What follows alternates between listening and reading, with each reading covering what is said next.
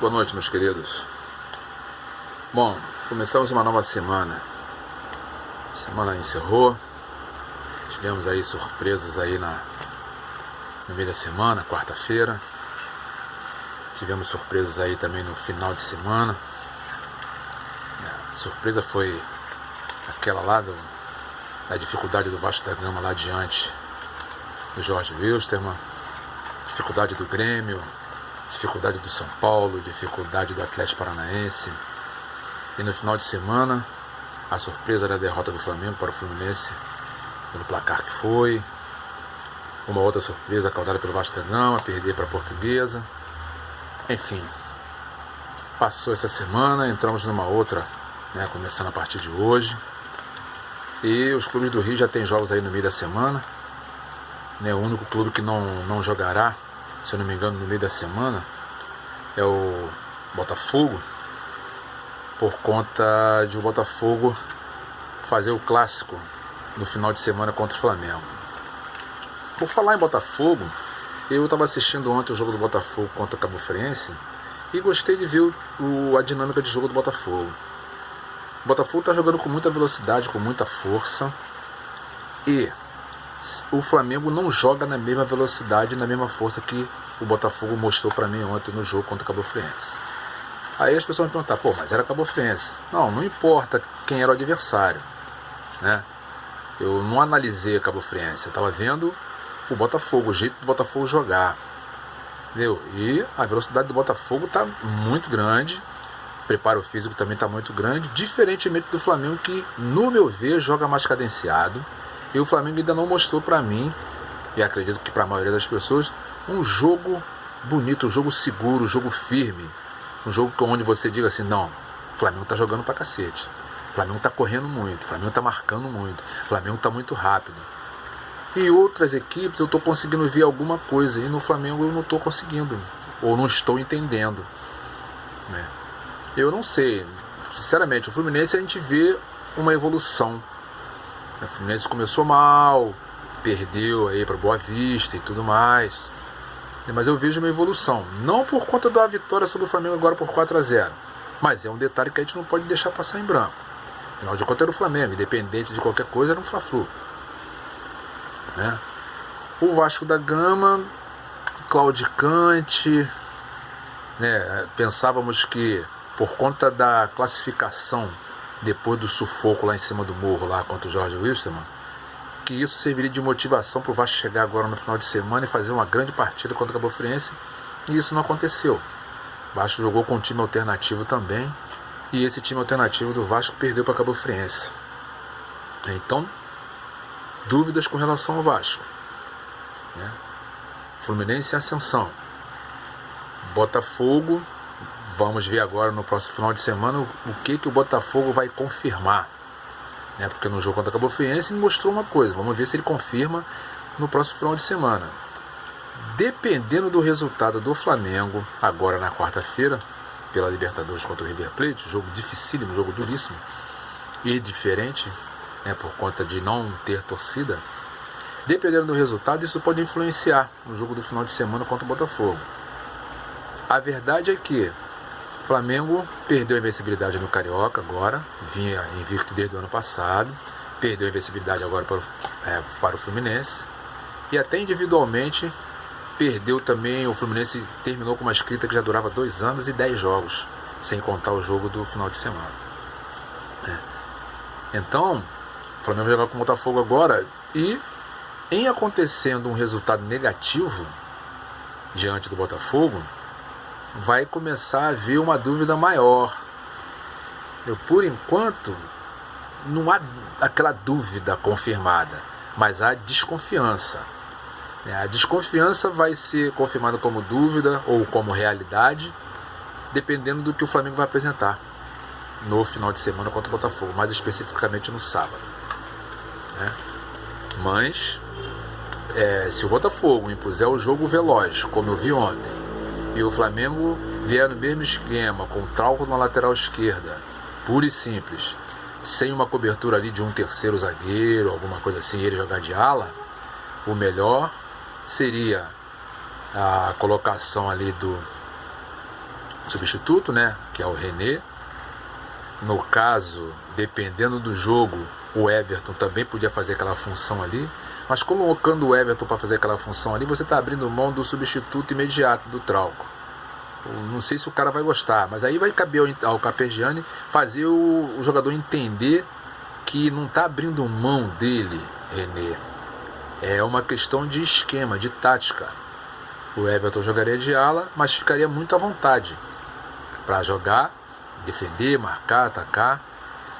Teria um desgaste maior, né? Mas ganharia qualidade do lado por aquele lado esquerdo ali do Flamengo, direito do Botafogo, né?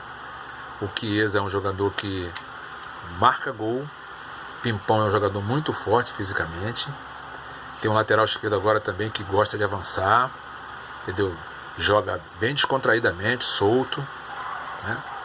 Então, o Carpegiani deve ter acompanhado o jogo e deve ter enxergado muito melhor do que eu, que não sou nada, né? A gente vê com uns olhos e o técnico profissional vê com outro. Às vezes o que a gente não enxerga, ele já enxergou logo de cara, né? Os demais clubes, deixa eu ver aqui nos meus apontamentos.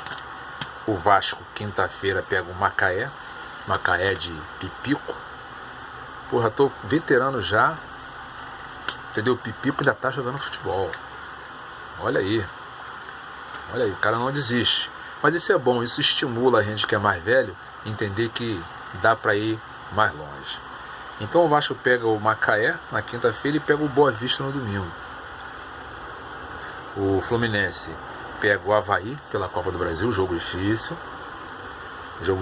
critério novo na Copa do Brasil. Pega o Avaí na quinta-feira e pega o Volta Redonda no domingo. A sequência é muito forte. É um jogo atrás do outro, joga quinta e domingo, entendeu? Joga quarta e sábado. Quer dizer, início de temporada podia ser um pouco mais aliviado, né? Mas já começa o sufoco desde o início, né? Soube também que o Flamengo mandou a lista lá com 30 nomes para a Conmebol, para os jogadores inscritos para a Libertadores. O Guerreiro está inscrito, né? Bom, essa questão do Guerreiro aí vai ter que ser aguardada, porque ficar com Guerreiro, Dourado, Viseu, aquele outro menino lá da Copinha lá que precisa de uma oportunidade, entendeu? Eu acho que tem, em determinados setores do Flamengo, tem quantidade, até um pouco de qualidade, em outros não tem. Lateral, por exemplo, a gente não está conseguindo contratar um lateral que dê conta do recado. Vamos lá com Rodinei, Pará, Trauco, René.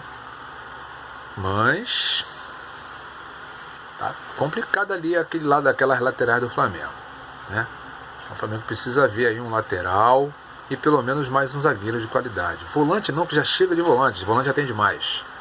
E atacante, jogador que joga pelos lados, também já tem o suficiente. Precisa rever aí a condição de alguns jogadores que não renderam ainda, né? Falo mais no Flamengo, o Flamengo está mais em evidência, né? Mas, por exemplo, o Vasco também precisa de ajuste, precisa de contratação, mas o orçamento do Vasco é pequeno, né? Ele não pode errar, tem que dar o tiro certo, contratar certo, porque não tem como, não pode errar, né? Menos mal que o Zé Ricardo resolveu ficar, não sei até quando, né? Recebeu a contraproposta do Vasco, que aceitou. Eu acho que é mais projeto do que proposta financeira. Ele aceitou permanecer no Vasco, mas não tardará a sua ida para fora do Brasil, entendeu? Porque se os caras quiserem mesmo tirar ele do Vasco, tira, entendeu? Apresenta uma outra proposta, acabou, resolveu o problema, né? Vamos aguardar aí então para ver sobre o Neymar também. O Neymar sofreu uma lesão aí no tornozelo aí no final de semana, tá lá imobilizado.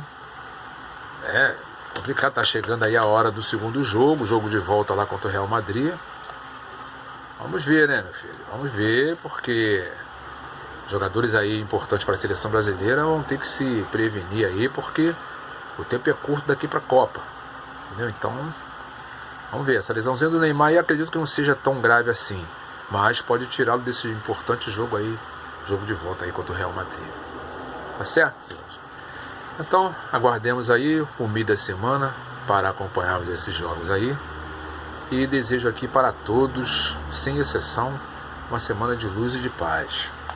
Hoje mesmo, agora na parte da tarde, aqui no Rio, mais especificamente em Campinho e Madureira, incêndio, invasão, saques a supermercado, tiros, enfim, o cotidiano nosso aqui do Rio de Janeiro.